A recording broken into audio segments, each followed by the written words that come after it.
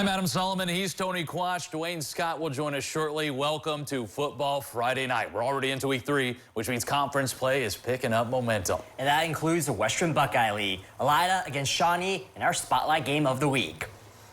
Tonight's Football Friday Night Spotlight Game is brought to you by Citizens National Bank.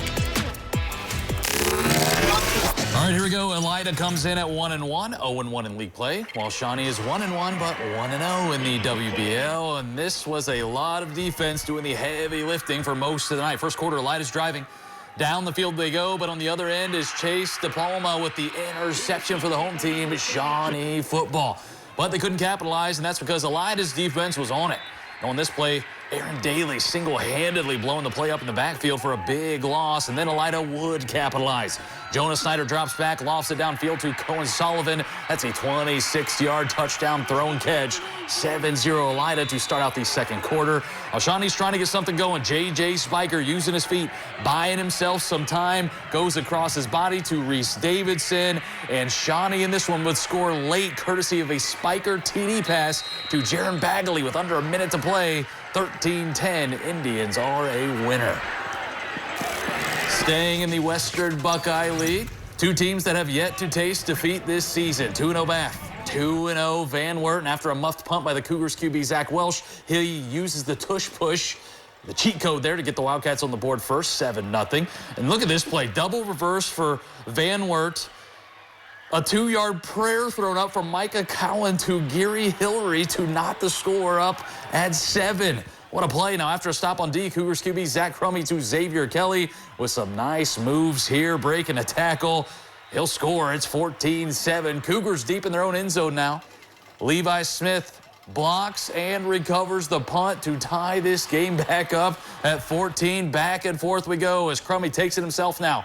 11 yards, bulldozing his way in there for the rushing touchdown, followed by a rushing touchdown from the Wildcats running back, Mikey Hale. Ending the first half here, 21 all, and what a game. Bath holding on 35-28, 3-0. The Wildcats are off to their best start since 2002. And the WBL action continues in Mercer County. Salina welcomes in St. Mary's for another chapter in the Grand Lake rivalry. Both teams are still searching for their first win of the season. The Rough Riders have won 8 out of the last 9 games. We pick it up in the second half. The Riders lead by 14. Caleb Schmidt takes the handoff. The senior makes it all the way to the 3-yard line. He knows he's that close to another score for St. Mary's. And on the next play, Schmidt punches it in. The road team goes up 21-0. Salina is still looking for their first score. Parker Wink finds a cutting Brody Shoti Arno, and the junior is going all the way into the end zone. The Bulldogs finally get on the board. They now trail 21-7. But the Rough Riders will add on to their lead. Schmidt weaves in and out of traffic. It's a foot race to the goal line. Schmidt doesn't quit. That touchdown makes it 28-7 St. Mary's. What a night. Yep, the Bulldogs attempt to chip away, but check out the heads-up play by Dylan Fink. He comes up with the INT in the end zone. Schmidt ran for all 6 of St. Mary's touchdowns. As the Rough Riders, 6. As the Rough Riders came out on top, 42-14. All right, up in Defiance, Wapak gets the better of the Bulldogs, 31-7. Redskins go to 3-0. Defiance drops to 2-1. And wrapping up the WBL, Kenton tops Ottawa Glandorf 38-27 behind a new quarterback, Xavier Gamons. We'll keep an eye on him. Lima seniors able to hold on tonight against Marion Harding, a 20-14 winner. Spartans improved to 2-1. Lima Central Catholic scored 1 touchdown in the first quarter and held on to beat Cary 6-0. Thunderbirds are 3-0. All right, over in Finley, the Trojans take on the Springfield Blue Devils. Finley is fresh off a 17-7 win over Lima Senior. Tonight, they're eyeing their second win of the season. Early in the first quarter, Miles Bailey takes the snap and he powers his way up the middle. The Trojans take a 7-0 lead. Meanwhile, Springfield's looking to answer. Logan Goodrich swings it out to Richard Wright. He breaks the first tackle and makes the next 2 defenders look silly as he gains 15 yards and the first down. But later in the quarter, Sean Hines II receives the punt, and he takes off to the right side of the field. That's a 58-yard return for a touchdown. Trojans pick up their second win of the season, 28-7. All right, it's time for our first break from Football Friday Night. Coming up, we turn our attention to the MAC. A few big games tonight. I'm Galen Cisco, and you're watching Football Friday Night.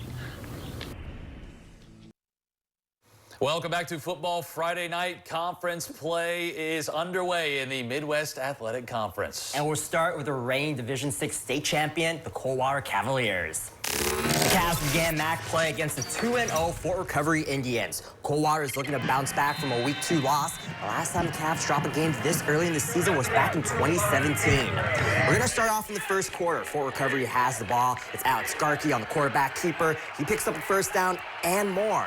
And later in the drive, Breaker Judy breaks through for the score, and the Indians now lead 7-0. All right, let's head to the second quarter. Coldwater is marching down. Carson Holman shuffles it off to Braxton Taylor, and the junior brings it inside the 10-yard line. And moments later, it's Holman finding a wide-open Caleb Schrader, and he hauls it in for the score. We're all tied up at 7. In the final moments of the first half, Holman hands off to Taylor. That's a Taylor-made score. Coldwater takes this one 28-14. Okay, guys, I believe the whole state of Ohio had their eyes on this MAC showdown tonight featuring Marion Local and St. Henry. Game of the night. With the question being, of course, will this be the Redskins team to take down the mighty Flyers? All right, here we go. 66-game winning streak on the line. St. Henry hosting Marion Local. Now, Marion Local would trail 14-7 heading into halftime. Whatever Tim Goodwin said to his team, well, fellas, it worked because first possession of the third quarter, when you need a turnover, Marion Local find a way to get one. Max Ranley with the INT, just the play need to inject some life into the Flyers. On the Flyers' ensuing possession on 3rd and 6, Brendan Hess floats it up, and somehow Braden Mesher hauls it in with the ruling on the field of a catch standing. That will lead to Hess linking up with Mesher again for the game-tying touchdown. Coming towards the end of the third quarter, the score is now tied up 14-14. And after forcing a Redskin punt, Marion Local had the ball in the fourth quarter, and Hess goes deep where he finds Cale Nagel in behind the defense for a 35 touchdown connection. As Marion Local scored 14 unanswered points in the second half to win their 19th straight game over St. Henry, 21-14, with the winning streak now extended to 67 games. Oh, St. Henry, almost. More from the MAC now. Versailles is 2-0. St. John's looking to play spoiler at 0-2. A low-scoring first half at Stadium Park tonight. A little under 9 minutes to go. First quarter, a long run by Landon Knapke. Watch him break a tackle, tiptoe along the sidelines, and put the Tigers on the board. 7-0. Versailles has the lead. But that would be the score at the half. Then things would change after the break. About 5 minutes left in the third. Versailles calls on old number 28 once again. Knapke jukes a guy in the backfield there. Finishes with the diving score here as the Tigers now lead 14-0 over the Blue Jays. And just before the end of the third quarter, the Tigers take it to the air. Ethan Wilker bombs this one down the left side of the field. That's another touchdown. Tigers will pull away 35-0. They improve to 3-0. Beat the Blue Jays for the 8th straight meeting. In our final game from the MAC, Anna traveled to Minster seeking their first win against the Wildcats since 2021. All right, in the first quarter, Minster's Carson Kaler drops back, hitches, and finds a wide open Tyler Bergman in the corner of the end zone. Wildcats get on the board first, 7-0. But here comes Anna. Back the other way, Logan Zeigenbush hands it off to T.J. Roberts, who powers his way for the score. The game is now tied up at 7. Heading into the second quarter now, same score. Anna in the red zone on a long fourth down. Zeigenbush steps up, escapes the pocket, and connects with Roberts yet again, this time through the air for the touchdown. And the Rockets go up 14-7, but they won't be celebrating for too long because Kaler says, "Excuse me," in the backfield, then breaks a tackle and stretches for the pylon. The Superman effort from the sophomore quarterback as Minster went on to win 24-14. He was jacked up, rightfully so. New Bremen is a winner once again, 56-14 over Parkway. The Cardinals are 3-0. Non-conference, Columbus Grove drops to 0-3 on this season. Patrick Henry stays undefeated in a 26-21 win. Indian Lake takes care of Allen East 50-20, and no contest for Bluffton up in Toledo, a 54-21 win over Bousher. All right, it's time for our final break. When we come back to Football Friday Night, we head to the BBC, NWCC as well. Highlights and scores straight ahead.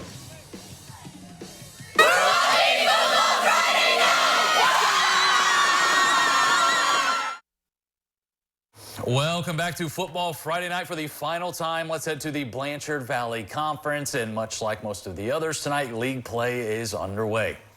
All right, here we go. To the BBC. That includes 2-0 Ada, 2-0 Arlington. Red Devils playing host. And let's head to the third quarter, where Arlington is looking to extend a lead. Trenton Haycock, he'll roll to his right, dump it off to Dawson Wyrock, who makes it over the goal line there. Arlington up 19-7 after a failed two-point conversion. Next drive in a similar situation. Hey, they say if it's not broke, don't fix it. Haycock finds Wyrock again for the score. Red Devils now starting to pull away from the Bulldogs a little bit. Still in the third.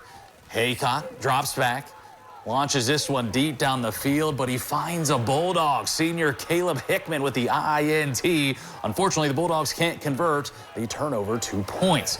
Arlington, though, will find themselves in the red zone once again. Haycock gets pressured, but finds Aiden Cavany on the sideline, who throws up the deuces as he crosses the finish line. Arlington stays up top in the VBVC. 34-14 is your final. And we'll stay in Hancock County. The defending BVC champion Liberty-Benton battles Macomb. It's been a back-and-forth affair between these two rivals, a 5-5 record for both teams in the last 10 meetings. In the second quarter, Macomb is trying to get something going. Reed Irwin tracks down the pigskin. He makes the incredible over-the-shoulder interception, and he's on the move for a 20-yard return as well. 3 plays later, Carter Barbara lets the deep ball fly. Carson Griffin makes a leaping, juggling catch for the touchdown. It's now 49-0 LB.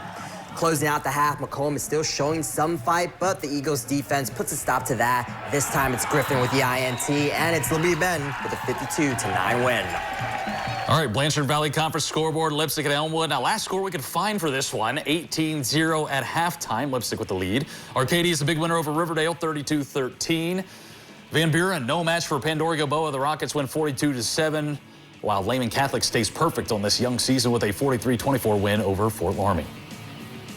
All right, in our lone game from the Northwest Central Conference tonight, Harder Northern squaring off against Corey Rawson. Both 0-2 teams looking for their first win of the season. Somebody's got to Defense was at the forefront of this game. Harder Northern will look to run, but the ball comes loose, and the Hornets are the first to fall on it. Now with the ball, Corey Rawson looking for some offense. They take it on the ground and find some green ahead. That's 30 hard-fought yards on the ground, but to no avail because change of possession now. Polar Bears with the ball. Kyler Sedlock rolls to his right and finds Blaine Kendall wide open. He gets a nice gain on the sideline, and they're now in the red zone. But a couple plays later, a high snap causes a fumble. Look at this. And 2 Hornet defenders find it on the ground. That will be the second fumble recovery on the half. But it was Harder Northern who will get the win tonight. The final score, 8-0. In WCC scoreboard, Upper Scioto Valley, a big winner over Waynesfield Goshen, 36-14. Perry loses to North Central, 12-6. Elsewhere, back to out-of-conference play. Spencerville doubled up by Riverside, 28-14. Crestview bounces back from their loss to Marion Local with a 41-20 win over Wayne Trace. And that will do it for the Week 3 edition of Football Friday Night. Paulding at Jefferson is tomorrow. We'll have local coverage there, as you would expect. For Tony Quach and Dwayne Scott, I'm Adam Solomon. Happy birthday to my nephew Kyler, and we will see you next week for more Football Friday Night.